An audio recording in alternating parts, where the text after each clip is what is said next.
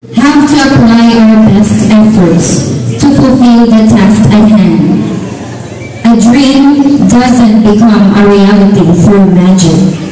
It takes sweat, determination, and hard work. Ladies and gentlemen, I am pleased to be with you this morning and to have the chance to introduce our guest speaker. Our guest speaker is an alumna in Kumampugan National High School. She is from Humay, Bohol. Interestingly, she finished 2 courses.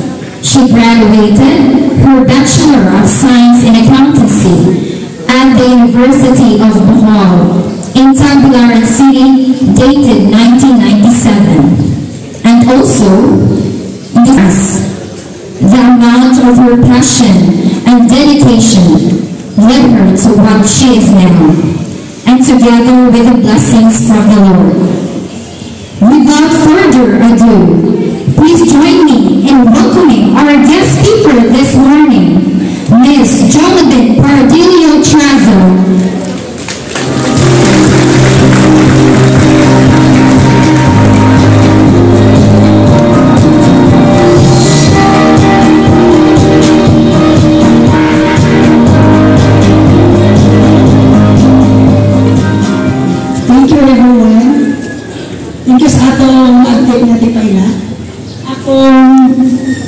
Sa ato ang barangay official sa Kampugan, ito ba'y bilang kapitan. Our maagtik na principal sa CNHS, sa atong mga faculty members, non-teaching staff, sa atong mga bisita, sa atong bilang graduates, o sa tanang mga parents niya rin karoon, o sa tanang kailang mga bisita. Good morning everyone. So, mga estudyante, mga mag-graduate karoon, congratulations ninyong tanan sa atong mga teacher na nagbudlay, sa mga parents. Yes, nakasurvive kita sa atong nagian na COVID-19 plus bagyo pa yun. So, tagahan na ito, masibang pagpak at ikawanginon kung survive ka sa mga personal. So, karoon adlaw ang pinakamas lipayong adlaw na atong tanan sa mga teachers, sa mga parents, o kanilang tanan. So, tingnan na minus kayo kung pangutok sa una. So, after lunch ato sa una, hindi ko rin mamindis na pabasahan ko. So, ang ato di kayo kung pagkabataan ko, wala na mo matter kung dumulta sa una, di na kayo tagpapahuna. Dili na nga ito himumon na kung ang motivation na di na yung success kung sa akong pagkabuloy, hinay kayo kung so, kanong mga bata, ayaw na minugamitan na hinay na kayo kung di na ko pwede mo success. So, praise the Lord, graduate ko grade 6, nakatungtong yung 80% niya average. Kaya nang kamot ko, ana. So, sa pag-high school na pag nako, makatestify din na kailan na mo dire sa among family, na kabus kayo yung pamilya. So, sa among pagka-estudyante, wala ko yung mga extracurricular activities na nagbilang. Tungkol kay, after sa pag-eskwela na ko sa hapon, patanungon mi, paanihon mi, pagkamoton mi, depende sa atwa season sa atong pag-una. Before mo eskwela, maglubog pa mi, kaya mong ipamahaw. Tapos, ang mga igsura ko, magtanong pagduha ka, tanungan para ko sa eskwela. So, siguro karon sa inyong mga kahintang karon, wala na kaayo magkakagian na mga pahintabo. Wala na kaayo mo mag-suffer para sa among ibagik sa una. Pero wala na namang gihimo nga kanang naikuan para dili ni makatapos na ingkabot ni pag-eskwela mga kahuman. So praise the Lord, naghuman sa tuong high school. So kamo akong i-challenge nga ang atong kabobringon dili nato na may babag sa ato ang pag-eskwela nga dili ta mo lampos ngano man dili tanan nato dinhi sa ato sa ubay mga pagkahan ta. So ato nang gamiton ang atong pagka kanang kuan kanang itong kinabuhi atong gamiton inspiration para nga magmalapusan ka sa future. So, wala ko ni undang sa pag-graduate lamang sama ninyo, di padayon ko sa akong pag-andoy. Kaya di ko gusto na maparihan ko sa kong binigyan ng mga uman naman. So, di-eskwela ko sa Cebu, nag-undang sa ko dito, kaya gininawan. So, pag-undang na ko, di trabaho ko, ganyan no. Gusto ko mo earn kong kwarta para makapadayon ko sa akong pag-eskwela. So, praise the Lord po, kaya nakatrabaho ko sa forever bunuhay charot. So, mato pag pinakamas, pag next school year, next pila na sa ko, mato at hantang say. So, kanang mga kutsuha, di na nato gusto. Ang gusto na sa kong mama at papa, maestra ko no, commerce, dali na magkakatrabaho. Gituman ako ang ilang mga pangandoy, gituman ako ilang gusto ko tagaan ako sila kalipay. So, ang lison na, kanang na atong tumanon ang ilang mga pangandoy, bisan tuod o sakit sa atong dughan ng mga kusuha, tungod kay ang atong gusto lahin.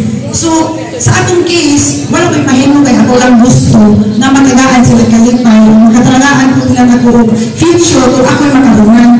So, sa atong natubot karon, naapoy na yung grasya kay hatag sa Ginoo. So, ang atong partner, ningon siya na, pwede ba mas kila paglaing kurso sa imong gusto na kalipay na imong kumaon? So, yes, this is the time na mas kila ko pharmacy. So, praise the Lord po, kaya nagkapasa ko after sa akong graduation. So, ang atong time sa pag-review 2 months, akong tulong lang ato 3 hours every day. 3 hours lang ito. Kaya gusto ko nga mapasta. Kaya di na ko gusto mabalik. Kaya tiguang na ko. So, sama ninyo mga langga, ang inyong gibuhat karon next is graduation, tapos may eskwela ng college.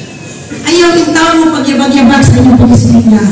Pagtarong mo kay dili lalim ang pagpangitag kwarta sa inyong parents. Tagay sila kalipay o kaharuhay sa future.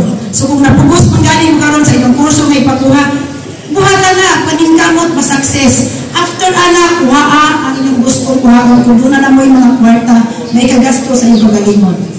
So, maunang ganang akong ma-share kaninyo sa akong mahitabo. So, sa akong mga magpaningkamot karon, nakapaistira ko sa tanang mga isuhon.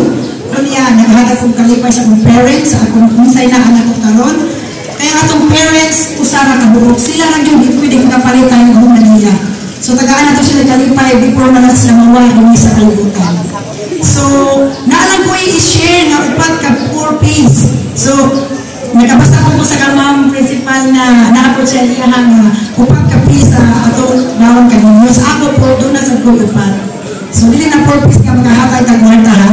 So, ang atong ang buhaton karon isip mga estudyante sa maabot pa nga mga adlaw. Atong batunan ang upat ka pays. Para na ako ni siya ina-apply is ang pag-antos. Ang pag-antos gaya pinakatamis ka na success kung atong mahuman ang atong mga pangandoy na mahitabo nga lampuso ta. So number 2 is pangandoy. Ang ikatulo is pag-ampo. Ang pag-ampo guys, hindi nato na siya pwedeng biyaan sa adlaw, sa gabi, sa kaharuhay o sa kalisod. So araw na makuha na ito ang atong mga pangandoy, kinahanglan na ata ang pag-antos, pagpaningkamot, ang baso o ang Ginoo kanunay na anak ko. So salamat kaninyong tanan sa pagpaminaw sa akong i-share karong adlaw. Hinahot pa mabaw ninyo ang atong mga nagatunan din sa karong adlaw o sa mga future pa nga mga adlaw. Salamat sa CHS faculty sa inyong timbaya sa ako ang pag-share din karong adlaw. Hinahot pa ang mga parents usab nagkuha usab o gamay nga patulunan sa akong story karon. O salamat usab sa tanan-tanan nga naari karon na nagatapok ta. Hinahon pa ang Ginoo mag-uban ka natong tanan sa karon ug hangtod sa maabot nga panahon. Salamat o God bless everyone. Thank you so much, Ma'am Jolagin, for that awe-inspiring message for our graduating students. And now to award the flag of appreciation and token to our guest speaker,